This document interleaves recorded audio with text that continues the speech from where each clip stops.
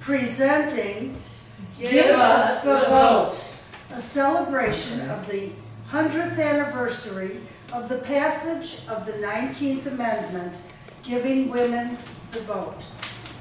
During the writing of the new nation's Constitution in 1786, Abigail Adams warned her husband, John Adams, "In the new code of laws, which I suppose will be necessary for you to make, I desire you would remember the ladies and be more generous and favorable to them than your ancestors.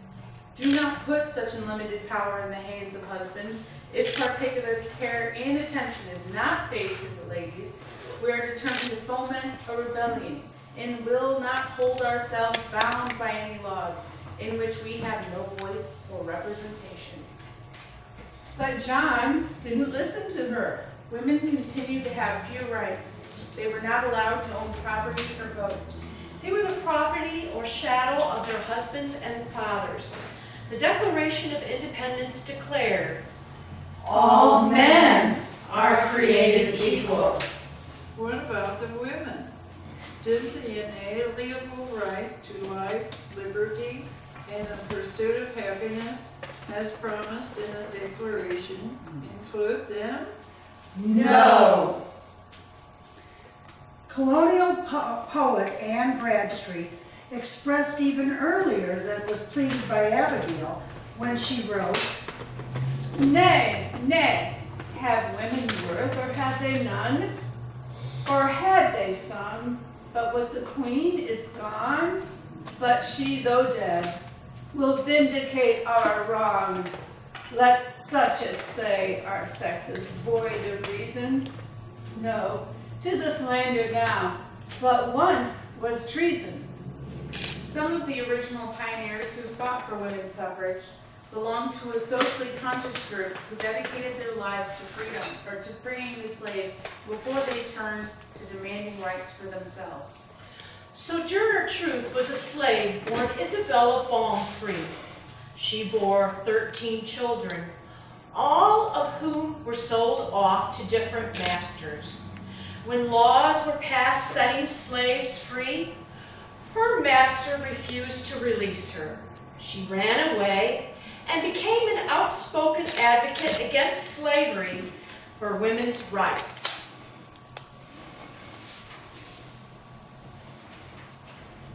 Where there is so much racket, there must be something out of kilter. I think that between the Negroes of the South and the women of the North, all talking about rights, the white man is going to be in a fix pretty soon. But what is this here racket about? That man over there, he say that women need to be helped into carriages and lifted over ditches and given the best place everywhere. Huh. Nobody ever helped me into no carriage or lifted me over a ditch, and ain't I a woman? Look at me. Look at my arm.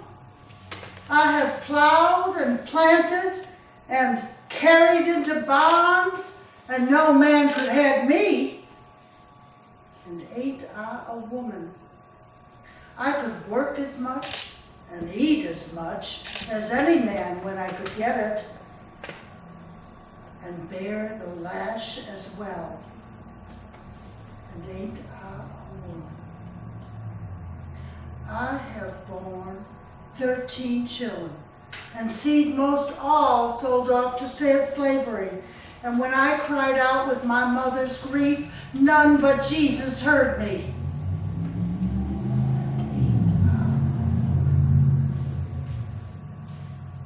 The Grimke sisters, Angelina and Sarah, were born to slaveholding parents in the South. When Angelina was presented with her very own slave on her 7th birthday, she recoiled. No, I don't want her. I don't want the owner of her, son. But her parents prevailed. Later, in defiance of the law forbidding slaves to learn to read or write, she taught her lady's maid. As an adult, I left the South and moved to Philadelphia, where I joined a Quaker community. The Quakers were much more liberal and supported the abolition of slavery. A few years later, I joined my sister Angelina. We sisters began speaking out against slavery, using our own experiences as examples to teach others, speaking out against its horror and using it as examples to teach others about it. By 1837, we became renowned for our speeches on both slavery and the rights of women. We became the first women to speak publicly about Both slavery and the rights of women. They also became the first women who commanded an audience consisting of Both men and women. They spoke more and more about the equality of women. In 1837, they published a letter stating that human rights was not founded on gender. Using the Bible and the creation story from the Bible, they argued, Woman, instead of being regarded as the equal of man, has uniformly been looked down upon as his inferior, a mere gift to him to fill up a measure of his happiness. Yes, indeed, dear friends, the Bible states that the Lord God said, "It is not good that man should be alone. I will make him a helpmate." A companion in all respects his equal, one who was, like himself, a free agent, gifted with intellect and endowed with immortality, not a partaker merely of his animal gratifications, but able to enter into all his feelings as a moral and responsible human being. in response to a letter from a group of ministers who recited the Bible in reprimanding the sisters for daring to step out of line, out of women's proper sphere of silence and subordination. Men and women were created equal. Whatever is right for a man to do is right for a woman. I seek no favors for my gender. I surrender not our claim to equality. All we ask of our brethren is that they will take their feet off our necks and Permit us to stand. For this heresy, the sisters were asked to leave the Quaker community. 10 years later, in 1848, in a place called Seneca Falls, New York, a unique gathering was held, a convention to discuss the social, civil, and religious condition and rights of women. Just imagine. A convention of women. The convention was organized by 3 women destined to become the voice of women's rights. Elizabeth Cady Stanton, I convened this gathering and hosted it at my home in Seneca Falls, New York. I, Lucretia Mott, was always a staunch supporter of women's rights. I did that while raising a family of 20. I was on the speaker circuit spreading word of women's equality. And I, Lucy Stone, was the first woman to be admitted to Oberlin College. I was also one of the first women in all of America to earn a college degree. Later, I founded the American Women's Suffrage Association, known as the AWSA. however, Lucy believed that women did belong in the home. She said, I do believe that women's truest place is in the home, with husband and children, with personal freedom and the right to vote. Our stated purpose was women's rights, which included temperance or abolition of drinking, Equal gender laws for divorce, Support of contraception and equal rights for women in society. suffrage or voting rights was not on the agenda. However, because I convened the convention and hosted it on our property, I made sure it became an issue. In 1848, following the convention, we published the Declaration of Sentiments based on the United States Declaration of Independence.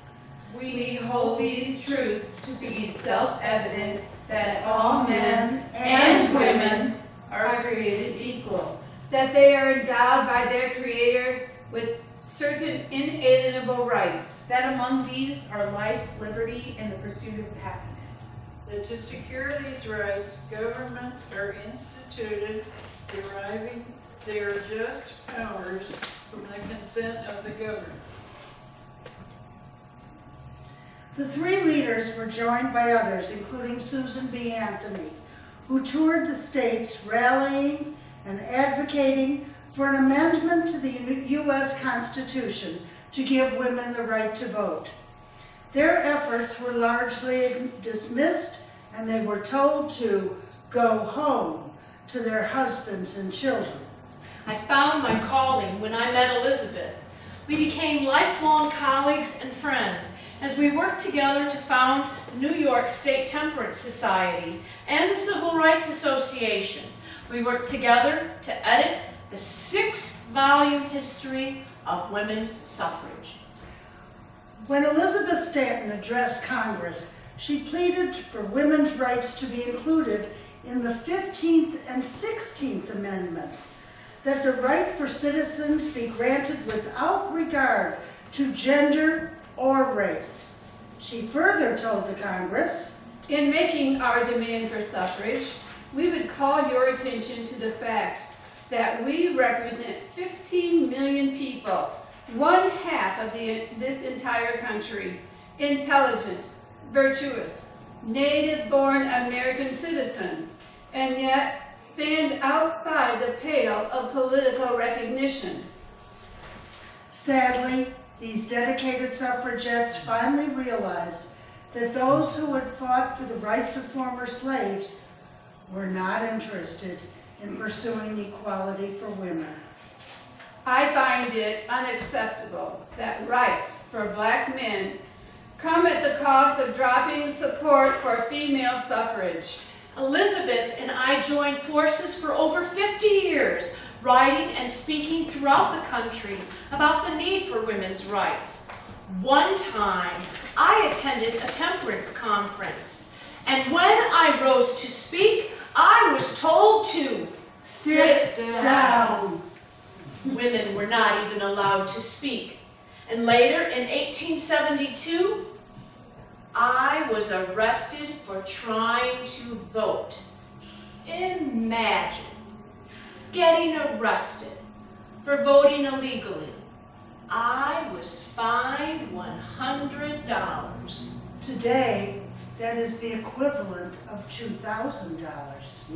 Although Susan B. Anthony never lived long enough to see her dream of voting transpire, her descendants ended up in Streator, running the Anthony truck body plant. Another pair of sisters who had roots in this area were Victoria Woodhull and her younger sister, Tennessee.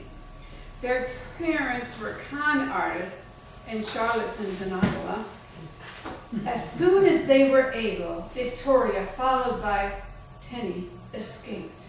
Lacking in education, they were still brilliant orators.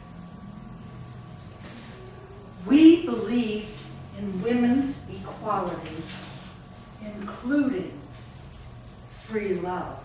However, what we meant by free love was the freedom to marry, divorce, and bear children without social restriction or government interference. We were the first women to own a brokerage firm on Wall Street. We were the first women to start a weekly newspaper. And we were activists for women's rights and labor reform.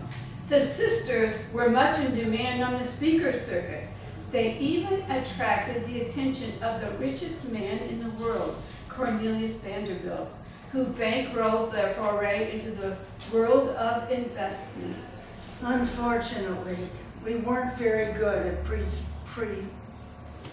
predicting investment strategy. Not as good as we were for not as good as we were at promoting ourselves. So Victoria got a brilliant idea. Tenny, I'm going to run for president. And she did. In 1872, my sister Victoria Woodhull became the first woman to run for president of the United States. Unfortunately, she was not even able to vote in it for herself. She failed. She also caused a rift in the women's suffrage movement. I, Elizabeth Cady Stanton, supported Victoria Woodhull's bid for president. I thought she had spunk. But I, Susan B. Anthony, was now president of the Women's Rights Association, and I was against what I felt was Woodhull's grandstanding. Yeah, Woodhull's bid for the women's suffrage movement's dedication and efforts did make a difference. For the first time ever, the Republican Party, while not endorsing women's suffrage, did state, The honest demands of semi-class citizens for equal rights should be treated with respectful consideration.